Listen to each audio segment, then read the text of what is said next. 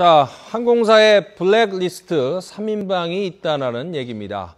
행패를 부리고 또 비행기의 안전을 위협한 그런 사건들이 있어서 이 블랙리스트 3인방이 있다 이런 얘기인데 어떤 내용인지 한번 알아보도록 하겠습니다. 예, 한번 보실까요? 판넬을 뉴스 다반사에서 준비를 했는데 뭐 대한항공과 관련된 소식도 있고요. 한번 보시겠습니다. 자, 항공사 블랙리스트 3인방인데요. 3명입니다. 조연아 씨, 가수 바비 김 씨, 김장훈 씨인데요. 자, 뭐 잘 아시는 것처럼 조연아 씨는 땅콩 현아라는 별칭이 있고요. 이 기내에서 와인을 마시고 난동을 부렸던 바비 김 씨는 와인 바비라는 또 별칭이 붙었고, 또 어제 기사가 났죠. 이 비행기 안에서 담배를 핀 가수 김장훈 씨는 담배 장훈. 그래서 이 세 사람을 항공사 블랙리스트 3인방이다 이렇게 얘기를 했는데, 이 땅콩 현아 문제부터 한번, 땅콩 현아 하니까 상당히 좀 귀엽게 들으니까 예, 조연아 씨 얘기를 좀 해보겠습니다.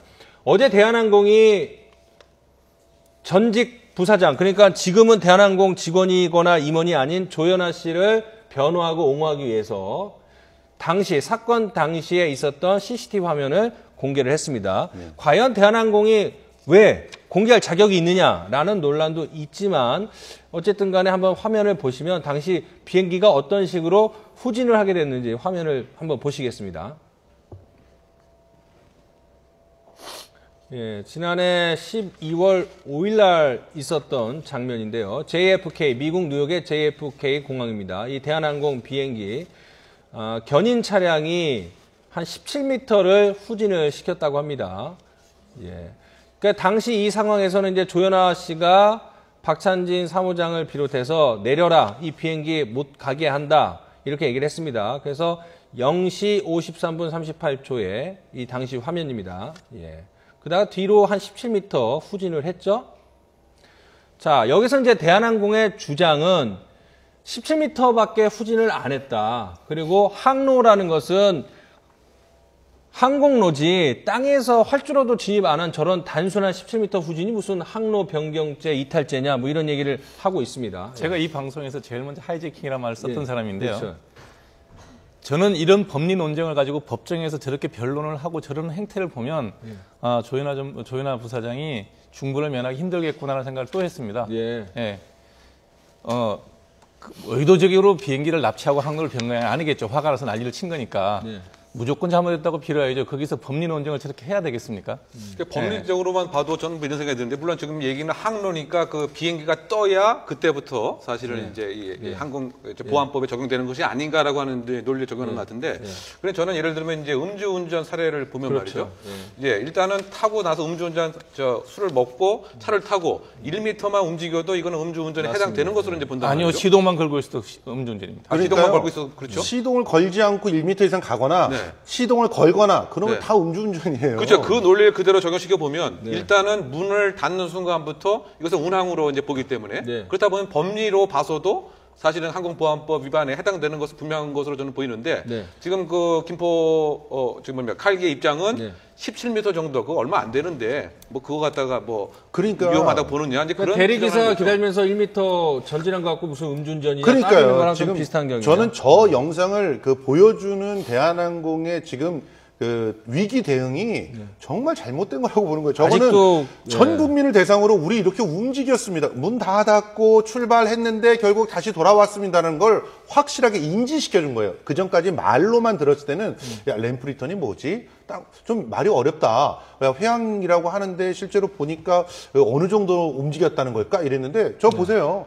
활주로로 가기 위해서 움직여서 가지 않았습니까? 그런데 갑자기 멈춰요. 그리고 다시 뒤돌아서 옵니다. 이걸 인지시켜줬어요. 그래서 실제로 저희 동영상 보신 분들의 밑에 댓글 달려 있는 걸 한번 참고해 보셨으면 좋겠어요. 빼도 박도 못 하겠네. 이런 게 대부분이에요, 이젠. 그러니까 도대체 왜 어떻게 그 위기 관리하려고 이런 상황인데도 법원에서 만약에 조연아 씨한테 대해서 뭔가 온정적인 태도가 나왔다라고 하면 그게 오히려 법원의 질타를 받을 수 있는 그런 상황들이 벌어집니다. 이런 거는 지금 비슷한 사건이 있는데 클라라 씨가 또 문자 공개한 거랑 비슷해요. 사실 공개를 하면서 더 불리하게 됐는데 옆에서 조언을 하는 사람들이 제대로 조언을 못 하거나 아니면 뭔가 어떤 강력한 지시가 있어서 조언을 뛰어넘어서 잘못된 선택들을 하고 있거나 둘 중에 대한항공 저기 그 동영상 공개했다라고 해서 예. 저는 이제 그때 욕설하는 모습, 이거 내리치는 모습, 예. 무릎 꿇는 모습 이 동영상이 나오는 것은 아닌가 저는 그렇게 예상을 했었거든요. 예. 근데 그 예상 빗나갔습니다. 예. 변호사의 시각에서 봤을 때 이번 재판이 사실 조현아 씨에 대해서 집행유예의 판결로 가기 위한 과정의 징후들이 좀 보이고 있어요. 네. 일단은 항공로가 우리 법상 항공로라고 보기는 어렵다, 바닥이. 네. 항공로는 이제 하늘길을 의미하고 국토부 장관이 지정하는 길인데 그것이 통상 국제법상 그 하늘의 길을 말하는 건 맞거든요. 네. 그리고 우리 재형법정주의라고 해서 형벌을 때리는 것에 대해서는 굉장히 그 정의 개념을 엄격하게 네. 해석해야 된다. 이런 논리들을 지금부터 이제 네. 여론에 퍼뜨리는 거고 또 하나 어제 이제 그 재판부가 네. 조양호 회장을 직권으로 그렇죠. 증인 신청한 거에 대해서 우리 모두가 박수를 보냈잖아요. 예. 저는 그 부분에 대해서는 정말 재판부가 깊은 고민을 하고 네. 있다. 그리고 박 사무장의 을의 어떤 위치를 진심으로 배려하고 있다라는 면에서는 박수를 저 역시 보내는데 네. 문제는 박 사무장, 이 최대 피해자인 박 사무장에 대한 처우를 완벽하게 보호한다라는 것을 조건으로 이 형벌을 때릴 때는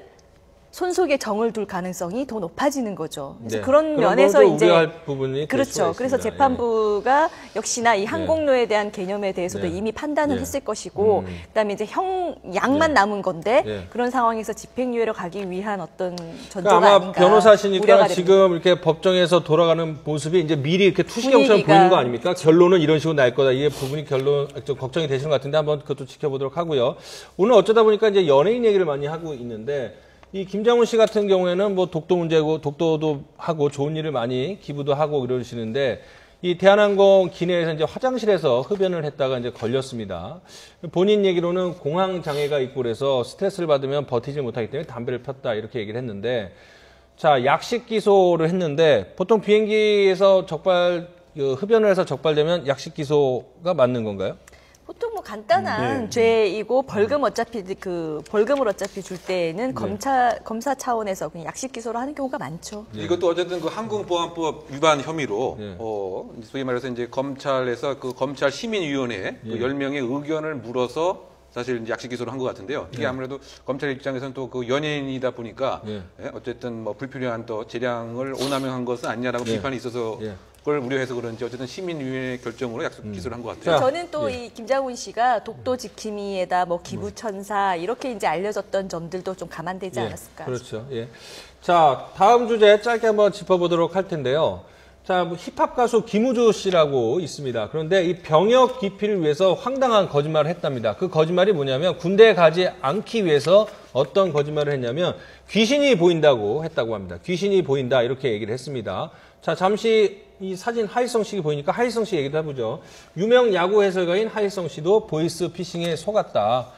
전화가 와갖고 평소 거래하던 저축은행한테 전화가 왔고 이것저것 얘기를 하고 정신이 팔려갖고 결국 그쪽에서 요구하는 대로 300만 원 넘는 돈을 입금시켰다. 근데 알고 봤더니 보이스 피싱이었다. 근데 더 황당한 거는 본인이 누구인지 이걸 다 알고 있었다. 그러니까 자신의 개인정보가 얼마나 속속들이 노출이 됐는지를 알 수 있었던 사건이다 했는데 자, 김우주 씨 얘기를 잠깐 해보죠. 귀신이 보인다.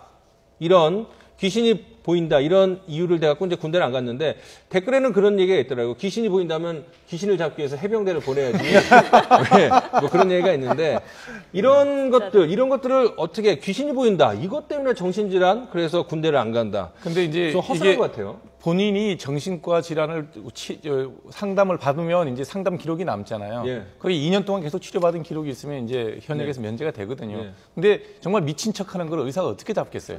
네, 굉장히 힘들죠. 그렇습니다. 네, 결국 그 주변에 있는 그 제보에 의해서 저게 밝혀진 것 같습니다. 네. 그런데 저도 옛날에 저 정경대 소대장을 할 때 보면 그 대원 중에서도 뭐 신이 내렸다, 내가 산신령에 얘기를 한다, 뭐 이렇게 정신병력에 그 호소하는 경우가 그 왕왕 있긴 있었죠. 그러니까 김우주 씨 같은 경우도 사실은 상당 부분 이것에 대해서 공을 들여온 것으로 알려져 있습니다. 그래서 정신 문제 때문에 내가 공연도 못한다든가 이런 내용을 그 팬에게 보였는데 결국 이게 그 연예인이라고 하는 것이 공적 인물의 한 부분을 차지한다고 봤을 때는 이 병역 의무 같은 경우는 우리나라에서 상당히 예민한 부분인데 결국 여러 가지 사례에서 봤듯이 도덕적 해이가 상당히 그 심각한 수준에 이런 것이 아닌가 이런 평가를 하고 싶습니다. 예.